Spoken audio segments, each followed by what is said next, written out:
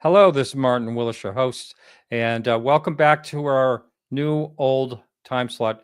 This is a time slot where we always ran the Everything Else show, and we still will be running those on occasion at this time. So that's every, excuse me, that's every Thursday. We are going to be doing a show here at 8 o'clock. Now, last show a couple days ago on Tuesday, when I had Dr. Rogers on from NASA, I ask people out there if they please reply to me if this is too much content, 2 shows a week, and overwhelmingly everyone says they love it. So and if you don't like it, you missed your chance because other people say they want it, and I'm going to continue on until enough of you gang up on me and say stop. So anyway, I'm real excited to have Dean Eliotto. He's a really good friend of mine. We became friends over the last number of years. We've known each other, and we have a lot of fun together. He's going to be talking about his new film, which was just released on Amazon. We're going to be talking about other things too, but that as well. And before I bring him in, I'm going to play the trailer. Just a couple of other things here. I will be at the Exeter UFO Incident Conference this year. I'll be a speaker there, and also up in Shag Harbor. I think it's going to be my 3rd or 4th year in a row. I'm going to be emceeing up there, and hope to be doing a lot of other things next, toward the end of this year and next year. Hope to be down at the Ozark. Definitely going to Contact in the Desert again. I wouldn't miss that after going. It was so much fun. So anyway, the people in the chat, thank you all for being here. Tom King from the Phoenix Lights, thank you so much for being here. Good to have you in here. And Jay Kirschneman and Stargazer, Valiant Loki, and Duckhead, thank you all for being here in chat. And thanks for your great questions as always as well. And hopefully this time slot will work for a lot more people than the Friday at 6 p.m. did. However, if you're catching this Friday at 6 p.m. on KGR Radio, you'll be catching this on Friday at 6 p.m. on KGR Radio, because what happens is I run this show here live, and sometimes live, sometimes pre-recorded, and then the following day on Friday, you can listen over at KGRA Radio at the usual time slot, 6 p.m. So without further ado, the great one and only, the founder of Found Film Movies, Dean Eliotto. Hello, hello. Nice to be here, Martin. Yeah, how do you like that title, the founder of Found Film Films? It's a tongue twister. It's what you do before you start singing barbershop quartet to warm up. Yeah, I don't know about this 2 times a week, man. Is that too much? Are you pushing it? It is. I am. Really yeah. Yeah. Okay. It's it's extra work. What happened was, I went to Contact in the Desert and I recorded a bunch of great interviews. I said, what am I going to do with these? And then I said, well, I'll run them, and then people like that I ran it, 2 times a week. And so I kind of committed to doing this. And, I'm scheduled right through the end of September for both days per week. And we have some great guests coming up. Well, I remember that during COVID, you had tons of requests to do it like every day. People really liked it.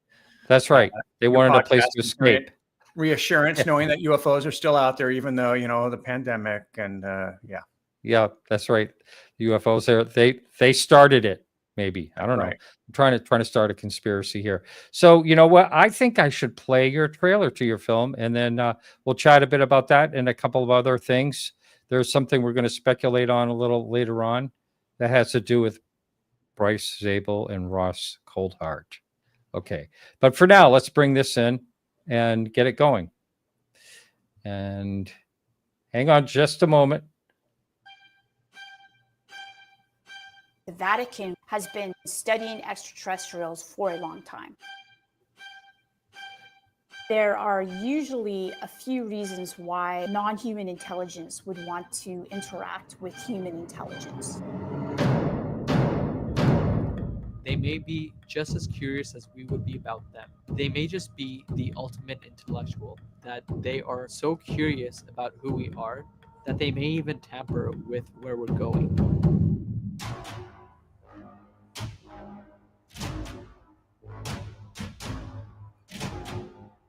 people are calling this reception of information from non-human intelligence today a download. Maybe eventually we're going to need to upgrade our minds regularly in order to keep up with the pace of technology. Alien scientists have the same commitment to coming here and studying the anthill that is us.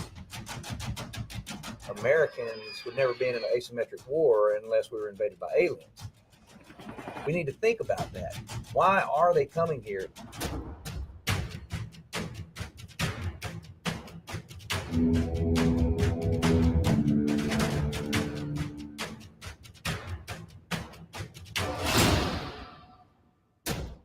I was contacted to take a look at the material and try to see what I can tell about the origin of the sample. I think it's going to be shocking for a lot of people.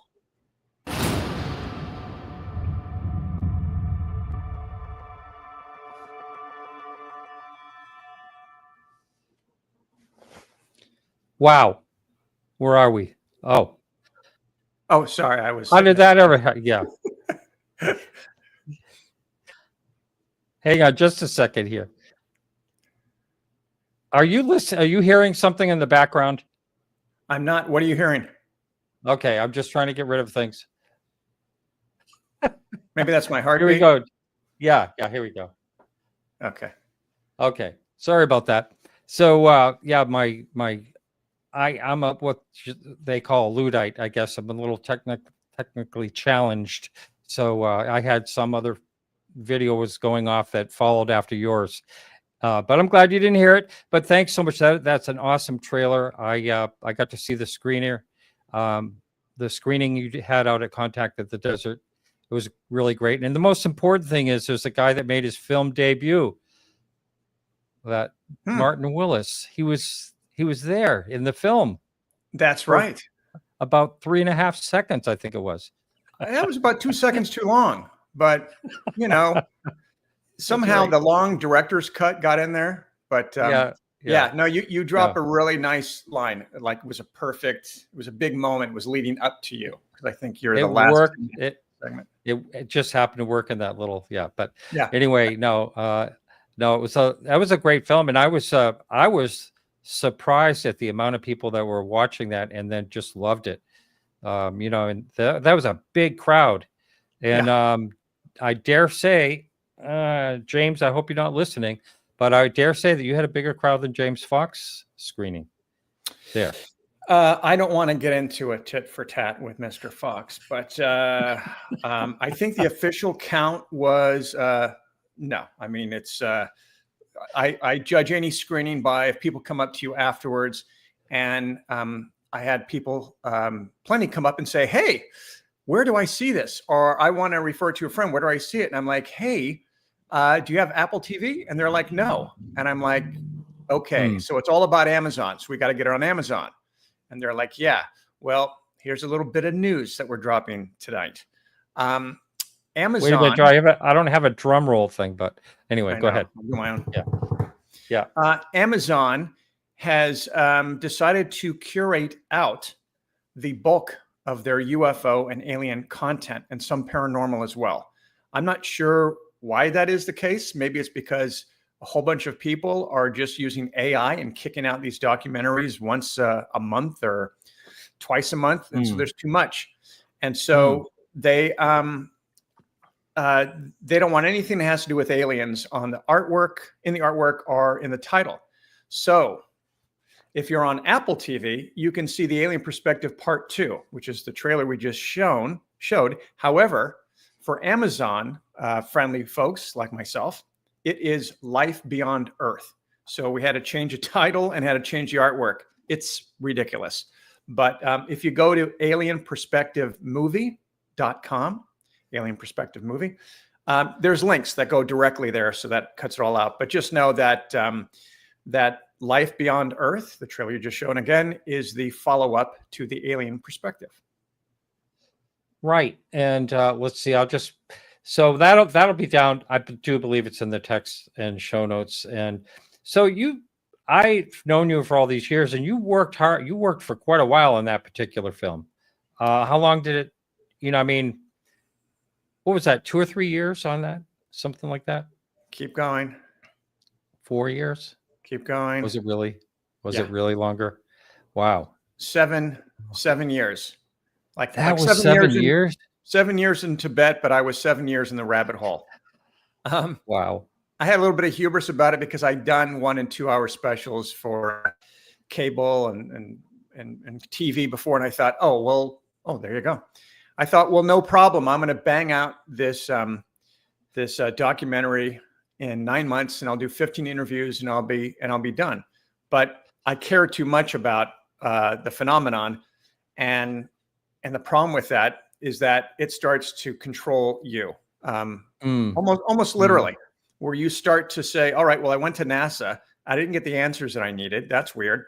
And now I'll go to Cornell University and I'll go to the Carl Sagan, the person who's the new director of the Carl Sagan Institute. And then that person has some of the answers. And then you go somewhere. So anyway, it went on 4 countries, 67 plus interviews. And it changed a few times. At one point it was going to, Netflix was going to purchase the project after they saw the first one, but they wanted to get into episode 2 and 3 before I'd finished it. And then I said, hey, can I just finish it? And then we can take a look and see where we want to go with it. And they were very impatient. And so we ended up finishing it on our own. And I have to say that one documentary became 4.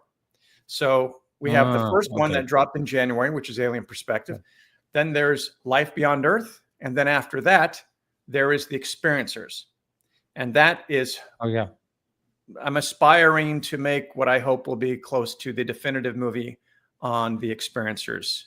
And that's got a lot of great interviews and stuff. And that'll be coming maybe by the end of the year or before. And then I'm doing another one on a very famous Harvard professor that I'll tell you about later. I think we can probably figure out who that might be. Yeah. Here's a question. Now, I can't have you on without people talking about the McPherson film. I mean, I kind of was joking about it in the beginning. You're the founder of the found footage. But anyway, we can get into that late in the show again for the person who's never heard about it. But here's a question here. For you and I, do you think there is some undiscovered real footage out there? I would say absolutely myself. What are your thoughts, Dean? Yeah, well, it's interesting because I'm going to be speaking at Phenomenon, and I've got to give a lecture. They didn't tell me I was going to do a lecture. I just thought I was showing my 2 movies, but then I saw on the schedule that I'm giving a lecture, so I guess I'm giving a lecture. So it's actually good because it's a whole bunch of things that I wanted to put into the documentaries that I had to, for brevity, had to pull out that I thought were equally interesting. And so I'll probably talk about that. And one of the things I'm going to talk about is the government and their control of footage, which, they have insane, beautiful footage, clear as day. And some of the reasons that I've been hearing is that it's because they don't want people to look at this and somehow figure out how to reverse engineer what they're seeing, like the adversaries are going to do that. And I'm kind of like, let's see, if I went back in time to say the 1800s and I pulled out an iWatch and I'm saying, check this out. I can get the temperature, I can get this and that, and what the weather's going to be, the whole deal, what time it is. Do you think by looking at my watch, even up close, they would figure out all the circuits, the chips and everything that goes in it? No. So I'm going to stamp that lame ass excuse. So yeah, there is, I'm sure, phenomenal clear footage that's out there. And so I just don't know when we're going to see that. But, plenty of people have seen it and they've seen it go over their head. I mean, they've seen it clear as day. And so, yeah. Well, I don't know if you caught my show the other day, 2 days ago, with Dr. Gregory Rogers from NASA. He was a flight surgeon there. And he saw a video of something that looked like something that had to be reverse engineered somehow, that was doing all these spectacular things that, a normal craft of any kind that we know of could not do. But anyway, so I understand what you're saying about the watch. I've heard that analogy with the iPhone, the watch, and, bring it back to the Stone Ages. What would they look, what would they think? Or back, 100 years ago. I don't know. I think of that. this technology could be just so way over our head, but perhaps they have worked on it long enough to be able to figure things out. I don't know. If they had this craft that was doing these things that Dr. Rogers saw, if they had that for like 30 years, maybe they could, have breakthroughs, and they certainly would be trying, I would think. But yeah, well, you're not going to get that from footage. You're going to get it from a craft crashing, maybe, or right. landing, or getting their hands on it. But the evidence that I keep looking for is, we have a tendency, anytime that we come up with any new technology, we weaponize it, and no one Exactly. reported adversary or allies that they've seen a craft with a couple, missiles duct taped, to it, that were torn free and dropped on anyone or any country. So that's kind of a good sign. But and it's like, people speculate. Like, I think we could actually go right into this for a few minutes of Ross Coulthart and Bryce Zabel, because I had the okay from Bryce's just an hour ago, a half hour ago. He said, speculate all you want. Here's my video. And he kind of showed me broadly, vaguely, what might be happening. They might have had, it's possible Ross and Bryce might have had a little tiff, and it's possible I might have had something to do with the Tic Tac. But here's the thing. I just want to elaborate on what you just said. Anything we find, any breakthrough we find as human species, not necessarily just America, but it's a weaponizing thought. Like the very first thing that happened when they split the atom, the thought was, okay, weaponize it. This is going to have a great amount of energy. It's going to be a bomb. That's the first thing they think of. So if the Tic Tac was flying around in 2004, like supposedly it was, why isn't that weaponized? Yeah. If we had that technology, I'm saying. Well, we did drop the bomb. So we split the atom. We went, wow, okay. And we did it. And we did it twice in Japan. And then we created the hydrogen bomb, which was the mother of all doomsday devices. So it is, I don't know. I always equate this to like movies or plays.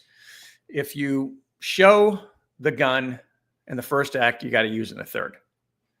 And so we've not used this gun, thank God.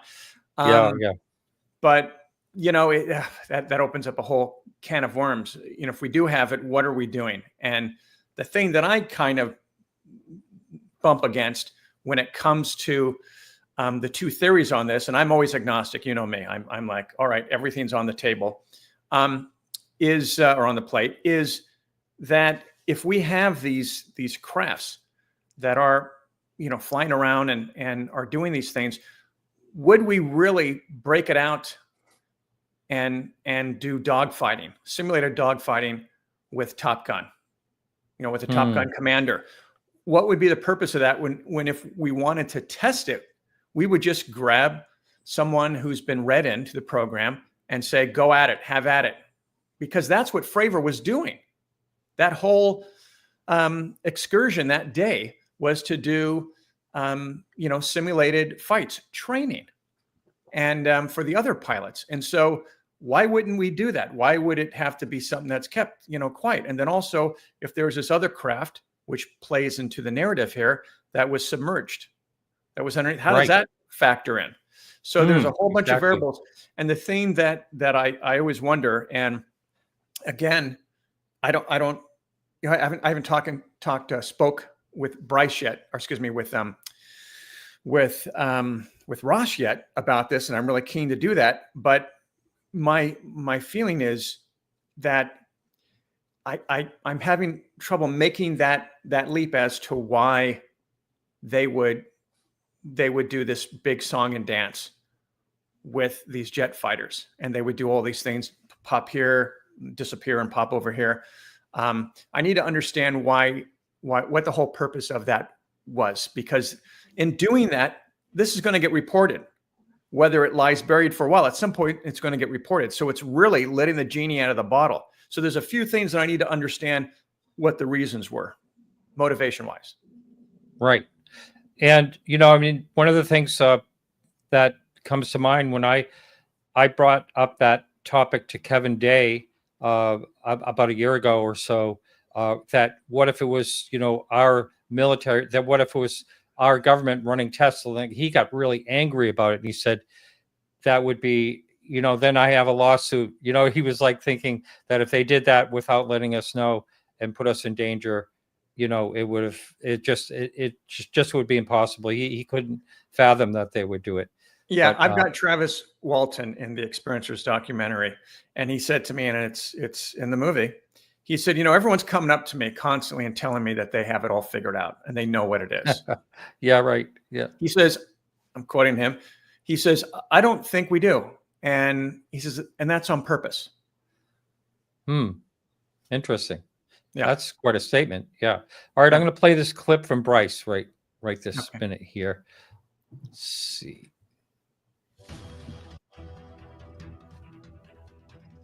Change is coming to the Need to Know podcast. I'm Bryce Zabel, and I want to invite you to join me as I welcome a new co-host to the show on Sunday night. The mission of the show, though, remains the same, and that is to have an ongoing conversation for busy people. Whether you watch it as a YouTube or listen to it as a podcast, it's on Sunday night, August 10th, 6 p.m. Pacific time. And I really do hope you can join us because, let's face it, we still all need to know.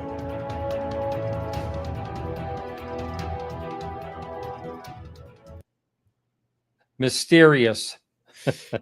Yeah, I mean, I did see the footage where Ross dropped the bomb on Bryce, on his co-host, where he told him, I have from authority that they're, from good authority or his contacts that this is coming from us. And I just remember Bryce going like this.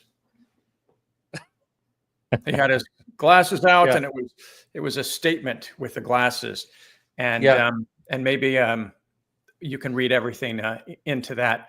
But Bryce has been at this a long time, and so whatever he pivots to, he's going to do well. So, he's very bright. They're both very bright, but no, he's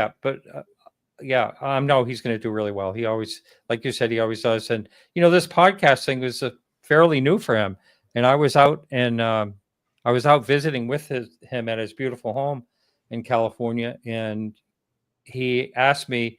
This was, of course, 2.5, 3 years ago, whenever it was. He said, "Have you heard of this guy named Ross Coulthart?" He said, "We may be doing a podcast together." And I said, "Really?" So they've had a lot of good success with it, and things change all the time. So he'll do well. Ross will do well. They'll all do well. And what about?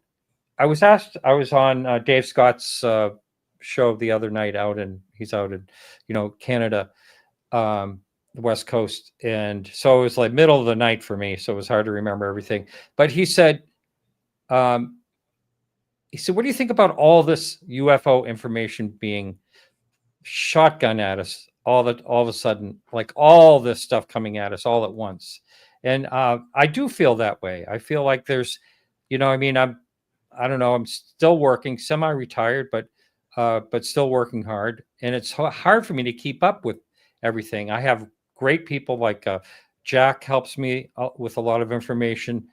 He's fairly new. He's been helping on YouTube and all that. I have Palmer that helps me out. All these people that send me things, Brock and of course Donna, all send me these things constantly, but I can't even keep up with it all. I mean, don't you feel like there's a lot happening? Yeah, well, there's a saying, if it bleeds, it reads, right? With regards to crime and all those stories that are, salacious and everything. There needs to be someone that comes up with a phrase that if it flies, it glides or something. I don't know. But it's what is being served up.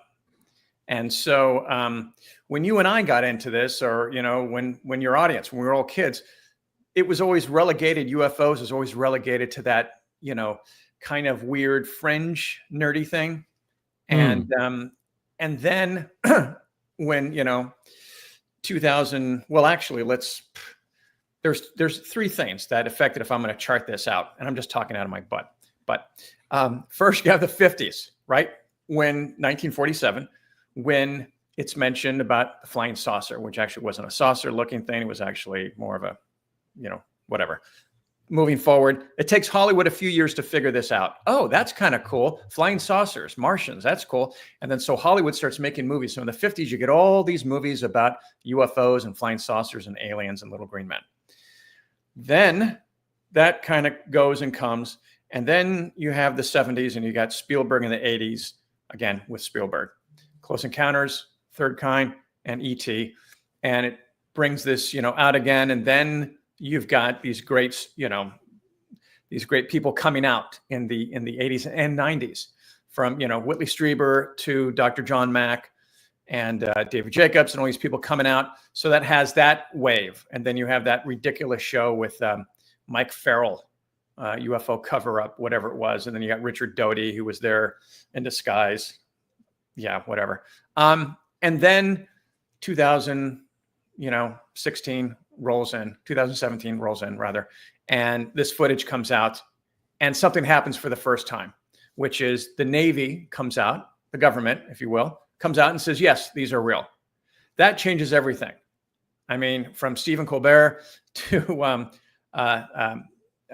Anderson, Cooper, to Fox, to everyone is going nuts with this. And it becomes something that can now be portrayed without the theme song from The X-Files.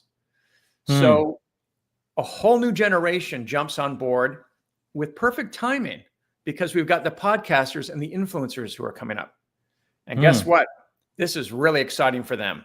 And they are already set up to have a stage, a microphone, out to influencers, if you will, or to your audience. And so, you have people like Chris Ramsey, who was a magician. And all of a sudden he pivots and he's into UFOs. He's probably always been into UFOs, but now he's got a show and it's doing well.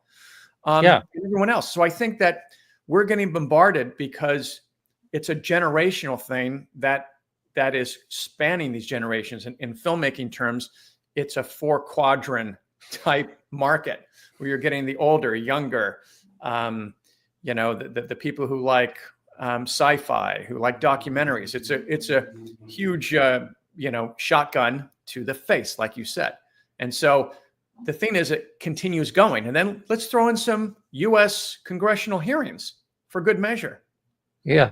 So of course, this is going to have a heartbeat for a while, but there's always these little dips and valleys that, comes and goes and everything. I think that's going to continue going, but it seems like whenever it starts to wane, something gets dropped, another mic drop happens. But right now, I think we're in a stasis situation where I'm not seeing anything going beyond these hearings and these second-hand witnesses.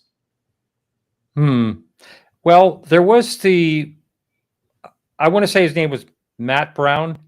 Are you familiar with that name? Who claims that I may be having this totally wrong, and forgive me out there if I'm saying the wrong person. Someone has been claiming to be a first-hand witness that says they want to testify. I don't know if that's going to happen. I don't know where it's going or if it's going at all. Someone wrote me and they said that there's going to be a hearing in September. I'm not even familiar with that yet. Haven't really looked into it. I don't know.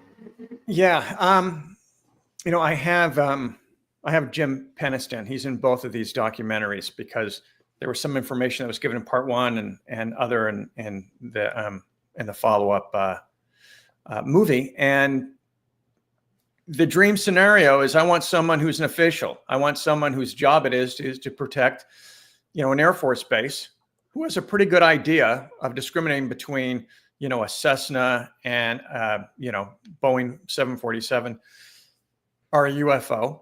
And not only did he see it, he's with 2 other people. He went and he, on his own, he touched this thing. And what he got was a download. And the reason why Diana Pasulka is the host of the unofficial host, if you will, of Life Beyond Earth is because she has specialized in these downloads. And as we break it down in the movie, they used to be called the muses. The muses would inspire, whether it was artists or Da Vinci or whatever, to create these amazing things. And then you have the people who were involved in the space programs, both Russian and American, that actually said, no, I got this from extraterrestrials. And so I feel like, you know, I don't know how much more we're going to get from these testimonies. What I'm looking for, because like you have Seoul, right? That goes on. It's the conference for basically the nuts and bolts of UFOs, right? Well, until someone drops I keep saying this, until someone drops an alien tailpipe on the congressional table, we've gone as far as we can go, right? What else are we going to get? I mean, are we going to get, you know, the remains autopsy of a being, of a NHI, non-human intelligence being? That would be great, but that's the next level. Other than that, I don't see that there's anything new being added. And maybe I'm you know, missing things, nuances. So feel free to bitch slap me, but I'm not seeing it. Yeah. Well, that's really a good point. And, you know, I mean, I remember when David Grush came out, I got a call from someone and they said, well, where's the nuts and bolts? Where's the receipts? You know, that's what we need. We don't need, you know, secondhand testimony. I think, though, in that particular case, you know, look at the level that he was at in intelligence, and you know, I mean, he really he went through the whistleblower methods, the protocols, the way they're supposed to do it, and so he did everything the right way. But again, it's not firsthand knowledge, so that's what we really need. But you know, I've said this a number of times. If we actually get that, how many people are going to really believe it, even if we had firsthand evidence? Right. And I do want to address one of your listeners who wrote in all caps. I'm not sure. I'm not committing yet that the new Spaceballs movie will be as funny as the first one, because the first one was pretty damn funny. So I just want to go on record that I'm holding out until I see a trailer. When I see a trailer, maybe I'll throw down. But right now, it's anyone's guess. Oh, it's funny. I met years ago. I did Merv Griffin. I did his appraisal when he passed away in California, and I met Tony Griffin. A lot of people don't know who Merv Griffin is, but you know, he had the Merv Griffin show years ago. Talk show host, yeah. Jeopardy, and then he created Jeopardy, created Wheel of Fortune, and you know, many other things. He owned the things. Beverly Hills Hotel and a whole bunch of real estate. All kinds of things. Yep. And so I talked to his son, you know, Tony, and I said, so I heard you're an actor too, and he says, oh yeah, Spaceballs. He was in Spaceballs. I think that was it. Nice. Well, one and done. I mean, how do you top that? That's right. That the one hit wonder. That's right. Yeah. Pretty funny. So let's see. So is that movie still available on Apple? Because I think that's where I actually watched it. Which movie? The first one. The Alien Perspective? Yeah. Or the McPherson Tape? Well, are they available on Amazon as well? Both? Okay. Yeah. So Amazon, all my stuff is parked there. Again, the only thing that was kind of confusing is that Amazon doesn't want you to put alien in the title or UFO. And so that's why on Amazon, it's called Life Beyond Earth. And if you want to watch it on Apple TV, it's called The Alien Perspective Part 2, but it's the same thing. So don't double buy it or double rent it. You're going to be pissed off at me and go, really, dude? What the hell? It's your fault always. Yeah. So, and did I hear you say, do you think they're actually creating things through AI on some of these documentaries? Yeah, it's annoying. It's annoying AF. Yeah, big time. Because it's not about volume, man. It took 7 years for me to do mine. It took Fox for the phenomenon 8 years. It took, I think, 15 years or more for Randy. Yep. Yeah. And so these things take a long time because stuff change and you have to go back and you know, things change and you've got to rewrite and update. And you can't just pick a topic and go, okay, because a lot of these things are being written by AI. Write me something interesting about this that hasn't been seen before. Then it curates it and comes back, spits it out. And you can tell it is soulless. And all of the AI just looks like crap anyway. There are some filmmakers who are using it in conjunction with, like if they're doing a reenactment or recreation of something that is specific and it's not the whole, piece. I guess that is, an acceptable integration. But as far as just cranking these things out and just coming up with these, BS titles, the alien agenda from Planet X. I mean, yeah. Some of these titles are ridiculous, and it just goes on and on. And so if I'm Amazon and I'm getting all these, I'm going to get frustrated as well. So I get that, but you can't throw the baby out with the bathwater. And so that's the concern is, because a lot of people, they don't want to go over to Apple TV. I mean, I know that Fox is, I'm giving this guy a plug, bastard. That his movie is now on YouTube movies for free. AVOD, that's what we call it. Advertising video on demand. You got to watch some ads, but you get to watch his movie, The Program. And so it's that's what I have to say about that is it's a weird kind of market right now. But if you're doing something and you're trying to say something that hasn't been said before, I think you'll do well. Right. Yeah, that whole thing, this whole market or whatever, you get people say, why should I pay for anything when I can get it for free? That type of thing. That was almost as if all of a sudden we somehow had free energy. It's like you can't regulate what's going on. I remember that pisses me off. I'm going to stop you right there, dude. Why should I pay for anything I can get for free? How about I hack into your account and I take your money that you get paid, your salary? Yeah. Why would I go out and get my own salary when I can take yours for free? Because it's still thievery. So it's like I don't get it. And it's like, really, you can't throw down on $3.99. You don't have to go and park and see it in a movie theater. And, you have to pay $10 for a popcorn, container about this big.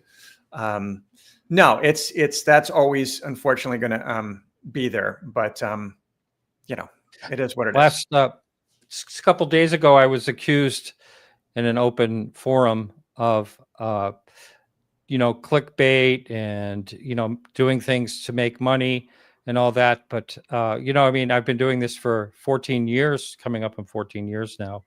And, I don't really want to get into details, but there were many months I was taking $400 to $600 out of my pocket just to keep this thing going, for years. And I did it for one reason only, because I have a passion for this.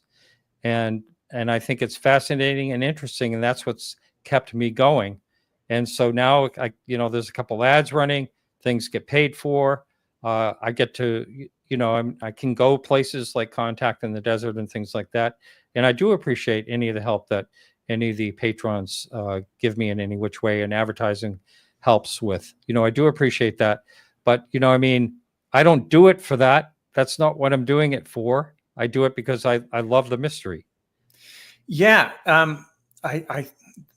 It's really tough because, again, I thought I'll be done in 9 months. I mean, that's the hubris of anyone walking into this business. I thought, well, I'm going to do a documentary, the exact opposite, 180, than every single other documentary that's been out there, which is from the human's perspective. I'm going to look at this as a hypothetical from the alien's perspective. And I'm going to bring in people who don't normally talk in this field, from Harvard, Carnegie Mellon, Cornell, blah, blah, blah. And ultimately, it grabs you, and you're not doing it. I mean, I didn't start out doing this because I thought, I'm going to make a killing at this, because I've been at the film business long enough to know anytime you set out to do that, you're going to take a dirt bath real fast. And so it just goes on and on and on. And so we do it because of one thing, and one thing only, I think, and that's curiosity. That keeps us in the game. I will say, however, editing these projects was the strangest experience that I've ever had doing any production in my career. And my girlfriend witnessed this as well. I felt this strange, I don't know, my eyelids would flutter, which is something that when I used to do, I used to go to these meditation retreats and stuff, and really get into to doing that, relaxing and everything. And if I felt like I was getting a lot of energy, my eyelids would flutter. This sounds really, kind of woo woo, but every single time I sat down to edit, it doesn't happen on other projects. In fact, I did a feature film, a supernatural dark comedy that I shot like 5 years into the 7 years just to take a break. And when I was editing that, nothing. Huh. And when I was editing these projects, they were just like flickering. It was the weirdest thing. And my girlfriend could see it from across the room. Very, very strange. And I said to Yvonne Smith, who's a wonderful hypnotherapist, and she's got Suros, which is a support group for experiencers, which was lucked out and I was able to go to a few times. And I talked to her and I go, I've never seen anything. I've never had any missing time or this or that. And she laughed at me and looked at me, very condescending, I might add. I don't know who she thinks she is. No. And she said, Dean, they don't need to knock on your door to get to you. They, in quotes. So I found that amusing and terrifying at the same time. But it grabs you, and you take these mini breaks. And I'm sure the audience knows this. You get to a point where you're going, God, am I really going to go to another convention? Am I really going to watch this or read another book or whatever? And sometimes you take these mini breaks, and then the little thing in your brain's going, curiosity. All right, let me just take a look. Let me just go back on there. And we joke about it, but Allie would call it, my girlfriend, she would call it, or maybe I called it that, and I didn't want to shame anyone, but hey, we can all talk here. Alien porn. I think that's, not actual alien porn, but it's anything that you're going, oh my God, I want to check out new footage of UFOs. What is the latest? And you click through all the subscribers, you're going, oh my God, the person is doing, this, and has another maybe piece of the puzzle. But then, unfortunately, a lot of these pieces don't fit together, and you got to throw it out. That goes to another puzzle that has nothing to do with what we're trying to do. Or anyway. Yeah. No, that's something I have to tell you. I think it's a great Yvonne Smith story. So about 10 or 12 years ago, I was doing something in California, doing this show, but it had nothing to do with the show. I think it had to do with the antiques. So I was in Southern California, and I contacted Yvonne. I said, hey, Yvonne, can I actually come to where you do your hypnotherapy sessions and actually record a show with you right there? And she said, absolutely. So I got there one day, and I set up all my equipment and microphones, did a test and everything. And we did a whole show together.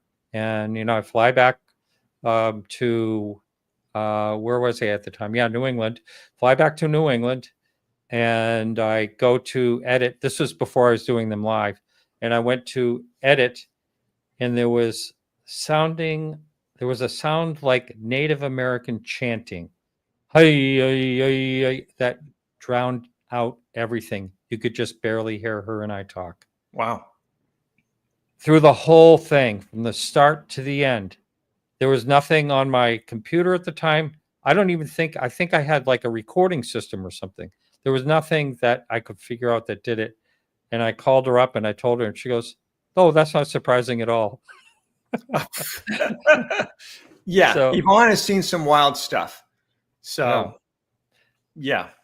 I mean, and I made the mistake of deleting it. I've told that story once or twice, and people are saying, why didn't you hang on to that and have someone, try to figure out what it was? And unfortunately, I went over, deleted or deleted it or something. I can't remember. I never had the MP3s long gone. So, oh, geez. Yep. Unbelievable. But anyway, I'd like for you, let's see, we're going for, say, another 11 minutes or so, somewhere around there. And I'd like for you, if you would, to grace us once again with the McPherson tape, the whole beginning of how that happened. It's just such a fun story. And there are new people listening all the time. I want the new person to hear the McPherson tape story, how it all started and the whole thing. All right. I'll try to get in 11 minutes. Yeah, in 11 minutes. Well, I want to answer some questions too that these guys might have. Oh, in chat or? Oh, okay. Go ahead. Yeah. So here's what happened. Here's the quick version of it. I was 24 years old, going to turn 25. All of my film director idols made their first film by 25. So I knew that I had to get my ass going and come up with something. And so I knew that I loved aliens, and I want to do something with that. And big Spielberg fan, obviously. And so I didn't have a pot to you know what in. And a buddy of mine said he would give me $6,500 to make a movie. And I laughed and said, yeah, I can't do anything with that except, shoot a wedding video. Well, that got me thinking a few days later as I finished putting down Whitley Strieber's book, Communion. And I went, hold on, what if I did a first person version of this experience that Whitley and many other people have reported to have? And I did it from the POV of a camera.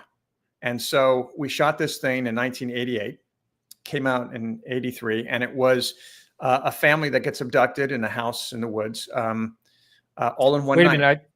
Just 1 second. You said, I think you got your dates wrong. Can you say the dates again on that? 1988 is when we shot it, and then it was released in 1989. I thought I heard you say 83. Okay, yeah, go ahead. It actually took place in 83. The movie took place. That was the timestamp of when it was supposedly shot. Anyway, so I make this thing. Yeah. We go to sell it. I'm in the Bay Area, so I do a road trip down to LA, and everyone just hates my guts. And they're throwing their car keys at me and going, get out of my office. What is this crap? Who do you think you are? Don't ever come back here unless you have a real movie. Again, 10 years before Blair Witch. And so I felt that shame, and I'm like, yeah, you're right. I shouldn't have come in here, but I had to try. And so we get someone who actually says, hey, you know what? I'll distribute this thing, kid. Don't worry about it. So give it to him. We think that we've won the lottery. And I call in a month or two later and say, hey, how's it doing?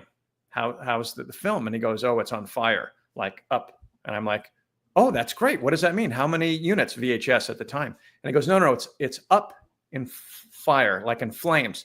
Our warehouse burned to the ground. And so your master and all your artwork is gone. And so I knew it wasn't Citizen Kane or The Godfather. So it's kind of like, oh, well, I've got the original source tapes that were shot on it. So if whatever, it's the film gods telling me, nice shot, kid, move forward. A few years later, I get a call from someone saying, I just saw your film at the International UFO Congress Convention. No credits were on the film. It was believed to be real. Unsolved Mysteries, hard copy, and a show called Encounters all want to do a story on this film. And so I end up going on national TV to debunk my own film. And then the internet hit, and I had to debunk it all over again. But in between that time, I did a remake for UPN. It was her first TV movie called Alien Abduction Incident in Lake County that came out a year and a half before Blair Witch. And again, everyone got fired at UPN when we were up in Vancouver with the guys from the X-Files shooting it. I came back, they fired me, cut it down to an hour. And some interesting news here is there's a chance that this film might actually get released. When I know more, I'll let you know. But a lot of people have said, how do I get this film? And it's been unavailable, the remake. Anyway, so that's how that all came about. And then I was invited for the 25th anniversary to go to the same UFO convention that it showed at, which is the International UFO Congress Convention by Alejandro Ross and Karen Brard. And so I went there and was really nervous, showed it, and everyone was cool. They had levity, no pitchforks that I see or torches. Everyone has a sense of humor in the UFO community. They're great. And so that got me back into having interest, into this. And I started meeting highly credible people. And that's when I went, whoa, I think there's a documentary or two to be had here that I've not seen before that really cuts to the aspects of the phenomenon that I have not seen represented. So there you go. How did that we was do? Great. What was that? We did. You did even better. Yeah. Yeah. That's where when you and I met the first time, actually. And I'm trying to say, what year was that? 2017 or 14? 2018, right after the 2017 news. So it would have been March or February. It was February because there was that's right. Valentine's Day. All right, let's bring on these questions. Let's do this. Okay, what are the questions? I'm sorry. these no one has questions it. in chat? Huh? No one You has see any some- questions now. What the All right, hell? I did. Wait a minute. Okay, yeah. So anyone, we have some people here. So in chat, if you have a question, please type in your questions now. And I did see one up here. That is not a question. That is a statement, and that's another statement and another statement, all by the same person, about senses of humor or something. I think we're out of questions already. We have a lot of like good points and things like that. But What was the blowback like on your fake alien movie? oh, that must have just came That's up. a good question. Okay. All right, Mr. Tom King. Here it is. Yeah, Tom. Yeah. Well, Tom, you should know, man, because you were no. So the blowback was that people said I was full of crap, and that I work for the government. And I actually had someone tell me this in person in a very nice way, because my last name is Alioto, and there used to be a mayor named Eliotto in the 70s. And the scuttlebutt was that he was maybe my father, and that because he was a mayor and somehow tangentially tied in with the government in quotes, that they got to me to remake the original McPherson tape, which was called UFO Abduction originally, to throw people off the scent of the original being real. And that's why I did the other. And so I had to tell him, well, he would have had to have been my grandfather. And I never met the guy. And so that didn't work. And then I threw out some trivia his way. Joseph Alioto, who was the mayor, went after Look magazine because he was actually going to be groomed for president.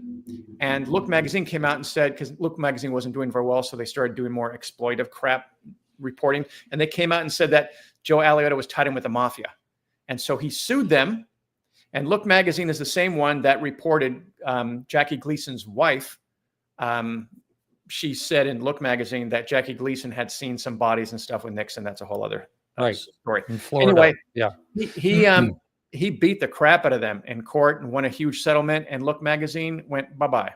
So there you go. Wow. So How the about blowback that?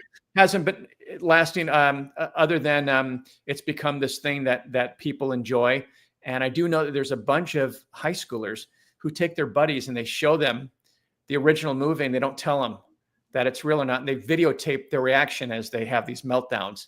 And that's pretty funny to watch on YouTube. So, oh, hey, I bet that'd be fun. Real fun. You don't have to answer this because this could open up a can of worms, but you can if you want to. There's one other question in there. What is your opinion on Bob Lazar? I don't know Bob Lizard. What is Okay. Yeah. Next. Yeah. No, go ahead. Go Yeah, ahead. no. I don't know him. I've never spoken with him. A buddy of mine just made a movie with him that is going to be pretty big. But I've not kicked the tires, let's just say. Yes, I had a discussion with your buddy at Contact in the Desert. We had a friendly debate. I'll put it that way. That's what I'll say. We had he is a great guy. He's a nice guy. In Canada, what's his first name? Luigi. Luigi, yes. Luigi's a great guy. So here's another question for you. What is going to happen before 2026? Are the hearings coming up a good thing? Do you think humans would accept aliens if proven undeniably real? In other words, do you think people would accept disclosure that we're not alone? I believe that's Terrence, I'm glad that you asked me that, because I am the only person that can answer that. And I'll tell you this, before 2026, there's going to be a bunch of months, and then it'll be 2026. So that's part one answered. Part two, with regards to will people be able to handle it? I think that the experiencers are doing pretty damn well with it. When I went to a CIRO's support group, after hearing everyone's story, and there's about 15 or more of them, I said, I want to see a show of hands. How many people would have this experience all over again, or you could wipe it out and have it never happen? Show me your hands if you would want to go back and erase, time, so to speak. Yeah. No one raised their hand. Really? Yeah. So I think that we all know that we're not the only intelligent, semi-intelligent, I'm being kind with us, species out there. My big concern is not that. My big concern is if they were to show up on the White House lawn and stuff, it's very problematic because everyone reports that they communicate telepathically. So you can't really mic someone who talks telepathically. So logistically, that might be a problem. But we take things and we spin them and we put them up on pedestals. And so we could look at these things as being amazing, everything, and then the next second they could be, called demons. I mean, Lou Elizondo told me, he says when he would brief these generals of what's going on, a chunk of them would say, "Hey, you're doing God's work. Thank you. God's work." And then another chunk of them would say, "You do know that they're demons, right?" So that's right, man. So, we just misinterpret things left and right. All right, so I got to say goodbye to everyone over at KGRA Radio. We'll be back next Tuesday and Thursday evenings, and next week we have Dan Harari for Tuesday and Jennifer Stein for Thursday. So I just made that little break. Let's continue on a little bit, and because I see all of a sudden we have some questions coming in. Okay. And this one is from Mendy. She always has great questions. Does Gene think it's possible that UFOs are actually separate from the phenomenon? Are people conflating these things? Mendinopolis. What a great question. Geez. I'm looking at these orbs and I'm thinking that, this is a life form. I did say, it sounds like I'm name dropping, but I did ask when I was talking to, the first time I met Lou Elizondo, I said, I feel like these crafts are organic. And when I interviewed Jim Pennison, he never mentioned this. It's not in his book or anything, but he elaborates on that in our documentary. And he says, yeah, I think that this is organic. I think that these things are. Now, are they separate from the phenomenon? Well, anything that's flying around that is doing things that we can't do is a phenomenon by definition. So it's kind of hard to separate the two. If we're saying, do we separate it from them being extraterrestrials, and be from another dimension? Possibly. But, I kind of think it's all of the above. We're going to figure out time travel, right? And so what are we going to do? We're going to go back in time and visit ourselves.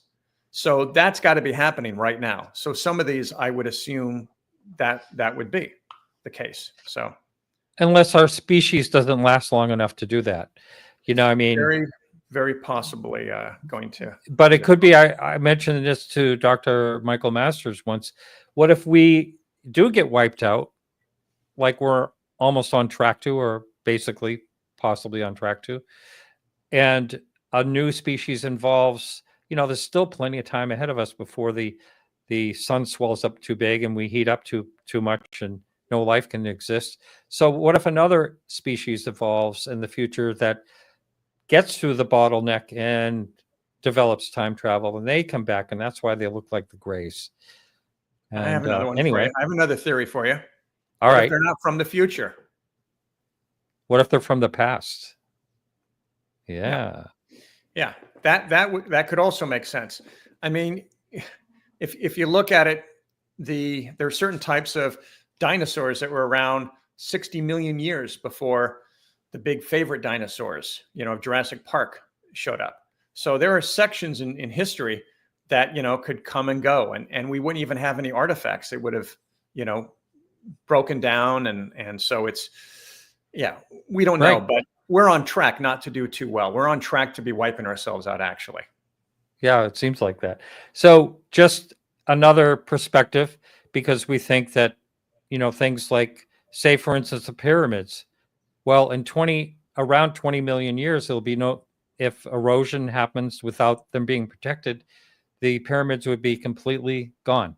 When? I know it's so hard about 20 million years, with statistically, through erosion.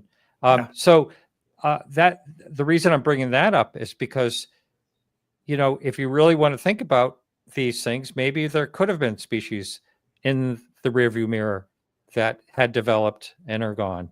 Maybe I'm really going out there a little woo-woo on this, but I think, there is a possibility because, it's so hard to imagine time.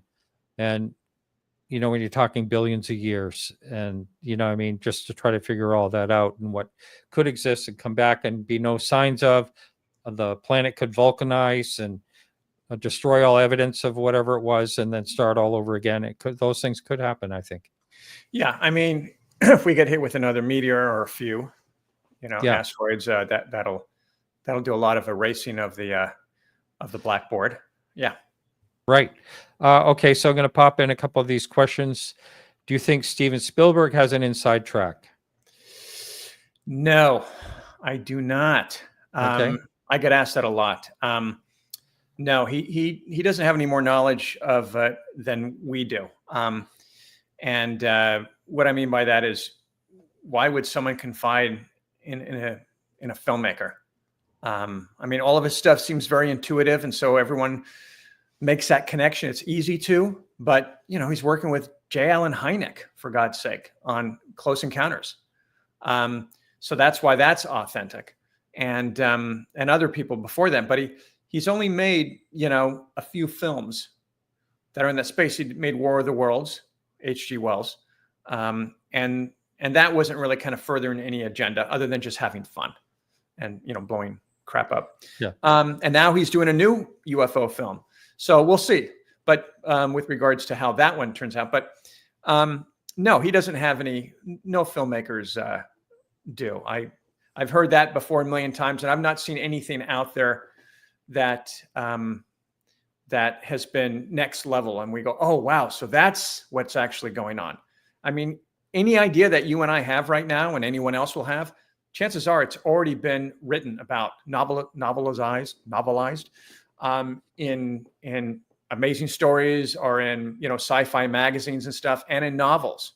Again, H.G. Wells, he predicted that we would have all these stages with rockets and stuff to get to the moon, and we'd have booster rockets. I mean, how the hell did he do that? But anyway, no, I don't think that filmmakers do. I wish. I'm in line. I'd love to. Yeah. All right, so here's one that could get us into a fight somehow. Thank you, Martin and Dean. Last question. What is your favorite UFO related or not movie, UFO related or not? Because I'm supposed to say your movie, Dean, and then you can't say. Yeah. Let's see. So I don't know if you want to. All right, let's. What is your favorite boundaries? Movie? What is your favorite movie? You're in a safe space here. This is no judgment, no shame. And it's let's see. I would have to say, what's that one from the 1950s? I mean, it's just so fun to watch with the giant robot. That narrows it down. Okay, you're talking about The Day the Earth Stood Still. That's it. Robert Wise I think that's just fun to watch. That's a great movie. That's a really good movie. It's not the McPherson Tape, but what is it? What is? All right, my favorite film is I would say Close Encounters of the Third Kind. That's because it achieved something that no other film, sci-fi action film, had, which is there's no bad guys. You don't see the aliens until the end of the film, and it's wonderment, man. It is wonderment. Again, the thing for me, if I could pick one word to represent the phenomenon, it's curiosity, and it's why we will be able to at some point to have communion with these beings. It'll be through curiosity, the language of curiosity. So. I have to watch that movie again because I watched it in the theater when it was out. And that movie is how many years old now? Oh my God. It is 77. So in 2 years, it'll be the 50th. So it's been out for 48 years. That's how old I can't that movie believe is. I watched that in the theater. Wow. And I have to watch that again because it's just been too long. And I've only watched it one time. Yeah, it's so good. I actually, the last time I had COVID and I was shut down and everything, I wrote a sequel to Close Encounters of the Third Kind. And is it Close Encounters of the Fourth Kind? Yes. No. It was very imaginative. I can't believe you guessed that. Yes, that was the title. And it was just an exercise, but it was something that I wanted to kind of do and extend it because I just love that film. It's so much fun and humor. It's very humorous. Yeah. Oh yeah, there's a lot of funny things. I remember that. What do you think about the chances that NHI, if real, would be evolved past needing spacecraft at all? Boy, Men in Paulus, man. He's I bringing it. know. Always great questions. Yeah. Yeah, that's where I kind of get into the gray area when it comes to like some of these the experiments that are done, the testing that are done on humans by NHIs. Do they really need to be doing that at that point? Where's the tricorder? Why aren't they just using that? Yeah, I have a theory about these crafts. I think that they're not really traveling. I think that they're just, skipping time, but we've heard that before. But what I haven't heard enough of is that I think that they might be traveling the astral plane. It's a fun theory that I have, because sometimes people say they see deceased loved ones on craft or near craft. And so if you could figure out a way, like ghosts appear and disappear from one section of a house to another, if you could figure that out, you'd probably need some type of a holding structure so that you could transport people from here to there. But, these crafts, they're not shaped in a way that has wings or exhaust or whatever. So they're just kind of this holding vehicle, this space to contain whatever is going on inside it. But it doesn't seem to be, propelling. I think it's skipping time. And the question is, why do they do these slow rolls by humans and kind of check them out, and everything? You seen the furry, dice in my rearview mirror? Yeah, baby. And then they continue and they just take off. So, yeah. Interesting. So, Terrence, once again, why can't they just say aliens came here in a ship? We don't know why. Let's all figure it out together. Who? They, us, all of us? Is that? I'm not really sure exactly. Maybe the government. Maybe he's saying the government. Why can't they? Okay. All right. Why can't they just say aliens came here on a ship? We don't know why. Let's all figure it out together. In other words, why can't we? He's saying we. Why can't we? Why can't we work together trying to figure it out? Or it's us. Yeah. I don't know, man. There's so many different theories and stuff. You can't park it with one. Once you do that, you're stuck. That's the mistake that I've made before. I started out thinking, like everyone, they're from another planet. Then I'm reading all of Jacques Vallée's books. Oh, they're from another dimension. Then I'm reading Michael Masters' books. Oh, they're from the future. And so I think it's all the above. It could be, or none of the above. Yeah. Another one from Mendy here. Do you think that if time travel was real, it would be regulated by the DOE due to the amount of energy generated required? Department of Energy. Well, that's assuming that they're using our physics. And our physics, whenever we do anything that's mechanical or propulsion, it exerts a crap load of energy. Yep. Bitcoins, to generate Bitcoins, it's a whole bunch of energy. I don't think that that's a problem for what they're doing, the way that they're doing it. I don't think that the energy is an issue. All right. I'm putting these up without really reading them first, just to get through them. Could it be a reason why the government doesn't want us to know the truth about non-humans here possibly living among us, that they cannot protect us from what we might want? Our taxes back. Or we want our taxes back. Do you understand that question? I'm going to take a stab at the heart of the question. Okay. Which, that is a bump. That if the government comes out and says we've had any type of communication relationship with them, it's going to be, what about the experiencer problem? The abduction problem. That's going to be a big bump for people. Why can't you protect us? I hear the thing all the time. Well, we negotiate with them. We got technology, and we allowed them to come here and to accost our fellow humans. I still haven't seen that technology displayed. A lot of people say fiber optics, that came from them. Right. I'm like, okay, well, there's three people who invented it, the fiber optics. How about a little pride for human inventiveness? Okay. Are we really going to give that to people who didn't have anything to do with it? So, yeah, funny. Now, this Duckhead's asking, how about Tom DeLonge's claims? Think that's authentic? I heard that he was talking the other day, something new about UFOs. Have you heard about that? No, what's Someone, Tom saying? someone, yeah. See, I think he recorded a tape of himself talking about something. I don't know anything about that, but it's interesting. Maybe we can look into it at some point. Here's another question here. Dean, what is the best thing and worst thing in filmmaking? Oh man. Okay. We'll start with the worst thing first. The worst is that it's the most expensive art form in the history of man. So I'm sure, yeah. think of any other art form in the history of mankind where in order to do some art, if you can call it art in quotes, with people in capes, that it costs you $350 million, you know? So it's very, very hard to get these things funded. Technology has gotten definitely cheaper. And so I was able to do a lot of self-funding with these documentaries that I did. So that's the hardest thing, is the economics of it. The best thing about it is that we do have that technology where we can show pretty much anything. We're not limited in any way. But it's also really fun to pull together a troop of people who are all under hopefully the same spell of the story, and being able to see that materialize. So we have, you know, an idea and we're able to show you on a screen.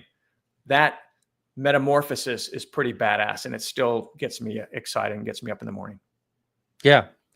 I was involved in a film one time years ago, and it was so much fun. We had actors and rented, you know, a school for Alien porn. Was this alien porn? Sorry. That was the title. Yeah. But anyway, it was I just had so much fun. Okay. Another question from Mendy here. What figure in ufology do you both think has been the most beneficial, helpful to the topic? Good question. Okay, you go. Past or present? You know, someone asked me who would I trust today if they wanted to tell me something, and the first thought came to my mind was Dave Marler, who's actually coming up on the show. He's been a guest many times, just because he's such a solid guy. So I think past, if we can include the past, I think someone you mentioned earlier, John Mack, was someone that I think really did a lot. And, you know, Stanton Friedman, we only lost him, I don't know, has it been 5 years now? I can't remember how long it's been. But Yeah. Stanton Friedman did a lot for the topic, and, you know, put a lot of, you know, skepticism to rest in the ways that he was able to present things, you know, out there. So I think both Stanton Friedman, John Mack are my two that I think of right off the bat. Yeah, I'm gonna throw Jay Allen Hynek in there. Oh yeah, good one. Yeah. I'm not sure how to help you with that. I'm also going to throw in there. I mean, you have a lot of people who have provided pieces that do seem to fit together in the puzzle and have helped out, that aren't exactly, you know, full hardcore ufologist, like Leslie Kane. I think, you know, that the article that went out certainly helped move things in the right direction, getting that out in the way that it did. That was certainly beneficial. But as far as someone who is, you know, out there who's you know, has a string theory, a theory for everything, no one really has that. It's bifurcated. It's split up. Stanton Friedman definitely was great. He had pieces that he was, you know, texture side of the phenomenon that he was showing. So yeah, it's a kind of a collection. So I can't narrow it down to one person. Yeah. So this is, I didn't see this question because it wasn't in caps, but are you familiar with Dr. Beatrice Variole? Yes, she has been on the show in the past, and I've been in touch with her the last couple of days. And I think her recent findings are amazing. And I have invited her back, and hopefully we'll get it together and she'll be back on again. But yeah, I was very impressed with her interview recently. And I had a heads up on this when I was down with the Tedesco brothers a few weeks ago.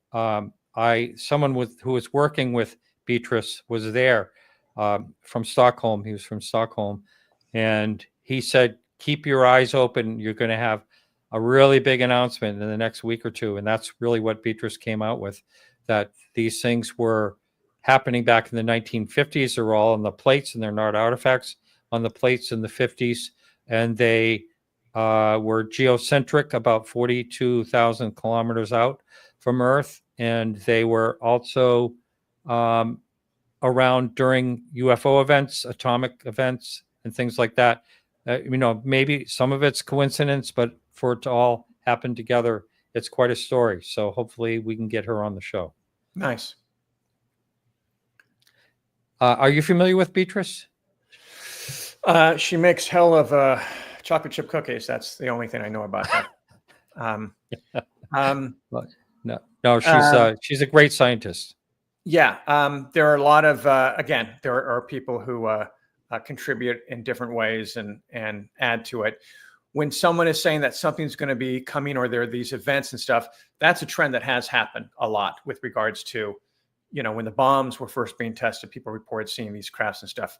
Again, which kind of leads to the time travel thing. If you're, Mike Masters and they're coming from the future, they're coming back to watch this thing and go, oh, let's go, check out what these, what our ancestors did. But as far as something coming, like within dates, whenever I hear dates and stuff, I get really cagey. I was on a panel at Contact in the desert with a whole bunch of, the usual suspects, and someone threw out and said, I'm being told that 2027, something big is going to happen. And I, said, if I bet against every date that was ever thrown out, I could finance all of my movies. It's a moving target. It's a moving target. If this thing, there's always been predictions of the end of the world or this or that, and then it's always moved out a little for one reason or another. There was a case where all these people thought they were going to be picked up in a spacecraft. I can't remember, was the 60s or 70s, and they all quit their jobs, and then they kept getting pushed out. Yeah, no, not that one in particular. There was another situation where there've been a few. And these people were out of work and destitute, thinking that they were going to be taken away and saved. It's kind of sad that. So I don't know. I don't have any faith in any of that either. Here's another question, and I don't know. This is kind of a hot potato. Who, in your opinion, are the real fake whistleblowers out of everyone that came forward? I don't know if we want to get into answering something like that. We could say the wrong thing or get someone pretty upset. I don't know. It's I'll just say this in general. There are a lot of people who have come out in this field as anything from someone who's a whistleblower to someone who is purporting to be a UFO guru. And there's usually some truth to it. And then the rest is manufactured hype built upon it and becomes its own, industry. We were talking about this earlier. It's very tough to make money in UFOs. It's not something the government funds. It's something that we go out and we do because of our own curiosity. No one funds anyone writing a book. Jacques Vallée doesn't get funding to write his books. It's us, wanting to do this because we want to do it. However, you can make money if you're doing tours and stuff and everything, and you're creating a kind of cottage industry, or you're purporting to be the person who has all the answers. And so anyone who says that, I keep asking the question to people whenever they're asking, who should I follow? Who should I do this and that? And I go, why do you need a guru? You don't. All the information is available, is free, is out there. And so, someone that has nothing to do with the UFO community is going to find something interesting as well and add that to it. So, let's follow Michio Kaku. Let's follow other people who are working, adjacent to this, that are, Lex Fredman, a great podcast I listened to. He had on this gentleman who was just throwing down left and right on, on the phenomenon and what he believes and everything. And so, Interesting. Well, I'm just going to pop a couple more questions and we'll call it a night. Is it possible that what some call NHI tech is actually human but divinely inspired by those in what we would call an afterlife? Would that afterlife be evolving alongside us, parallel to us? Wow, that one is pretty deep. Okay, so why are we here? Right? That's all these questions come back to that. Why are we here? What is the experience? What is the human experience for? I'm kind of a little bit of a Buddhist, and I like the idea. Again, I believe in things. I don't know things when it comes to this level of esoteric. I think that we're all here. It's a school, right? People reincarnate. I believe in that. I believe that we come back and we're learning and we're evolving. And at some point, we're going to get to the point where we've evolved greed out of us. So we don't need to have a yacht because no one else does. And look at me and my yacht. You know, we need to get to a place where we see someone hurting and we go, oh, I'm hurting as well. That person's hurting. So I feel like ultimately we're going to get to a place where we evolve and we won't need to be in the physical form, and we will transcend this. And so this is kind of one big school, one big, playground, if you will. And so I feel like, when it comes to the afterlife, it's funny because people look at angels, these cherubs, and what are they? They're these little things with big heads because babies have big heads and stuff. And so, Diana Pasulka has talked about that. Like maybe they're conflating the two, but I hope that kind of answers. What do you think? Yeah, I think that was a very good answer. Much better than I could possibly think of. Thank you. All right, last question of the night. Question: will disclosure come from the government, military, industrial complex, or from NHI showing themselves globally? Yeah, it's all speculation. That's not a good last question because you have to define what is your definition of disclosure. Okay. So unless I know what that is, because if it's full disclosure, meaning, yes, there are aliens here and we have, their craft and we have relationships with them. I don't see the point of the government doing that unless there's some agenda at hand. I think ultimately, I'll say this, I think it's in the hands of the non-human, the NHIs.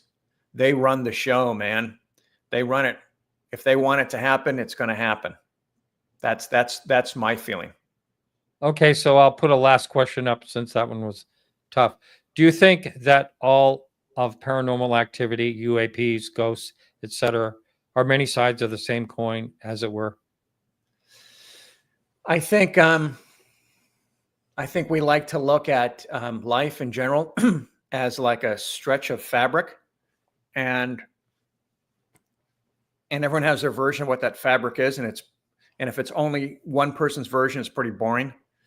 I like to imagine a fabric that has crochet in it, that has some silk in it, has all these different things. And I think it's all part of the human experience. There are people, high initiates, people, monks, who see things that run across the gamut of afterlife, of extraterrestrials. So I think that when we say it's all part of the same coin, I think what we're saying is, I don't know, I think it's all part of the same experience. And some people are more adept at being able to perceive it than others. But I wouldn't take all the paranormal stuff and put it in one layer and say, oh, that's one layer. I think, I think it's multi layers, if you will. Very good. So Dean, I think that's going to do it for us tonight. So where, again, your film's on the Amazon. Go ahead and do your little plug. Sure. Yeah. The Alien Perspective and Life Beyond Earth. And again, they can go to my website and they can just click through and go to all those portals. And that's at alienperspectivemovie.com. Okay, Dean, now I'm going to find out if you ever watched all the way to the end of one of my shows. All right, everyone, we'll be back next week. And remember to keep watching the sink. Overflow. Keep your eyes peeled. Keep your eyes to this, to the lies, to the skies. That's it. Okay. Yes. Thank you. Finally watched one of my shows to the end. Thank you so much, Dean. It's been a real blast. Been a lot of fun. Likewise. Thank you, brother. All right. All right, everyone. We'll be back next week. And remember, I'll say it, keep your eyes to the sky.